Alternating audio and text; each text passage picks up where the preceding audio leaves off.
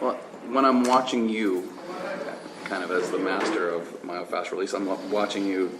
You have very little effort, and this amazing results are happening right in front of us, even with therapists who are just coming up to see what is happening. What is happening as people are released from these? What is their internal sensation, or what affects What do you think is going on? Maybe structurally, maybe emotionally, maybe you're in a bad word?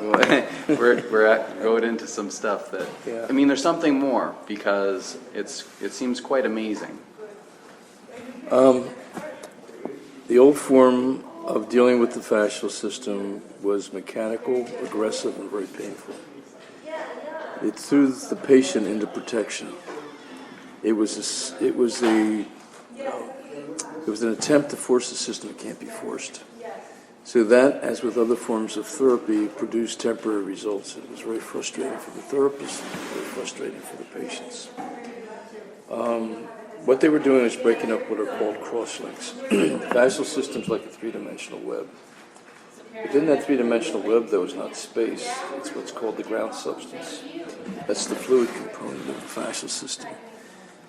Nobody paid attention to that. Just about all the research that was done on the fascial Most of all the research that was done on the fascial system was done on dead people. Dead people are brittle. So the whole focus was the fibrous network. Turns out that the fascial system is the container of the fluid of our body, which is over 70%. So that as we go through trauma, the ground substance dehydrates, it starts to solidify, and over time turns into the equivalent of cement.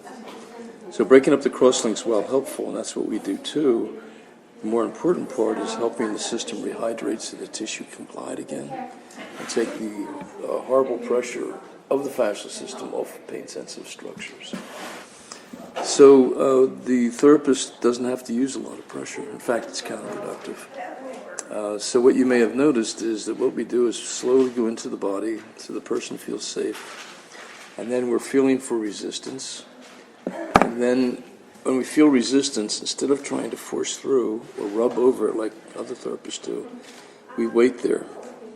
And it seems to be a key to not only first find the barrier, which is different with everybody, and the next is to wait about 90 to 120 seconds. That begins to release the collagenous barrier. But then you have to wait another 3 to 5 minutes to get a full release.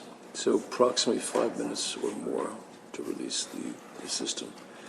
And it does so then without brute force, without discomfort to the patient, or if it does hurt, it's what a patient calls a good hurt. So the therapist is taught to use leverage a person of any size can use. And so if you use leverage, then you save your strength for finesse as the release occurs.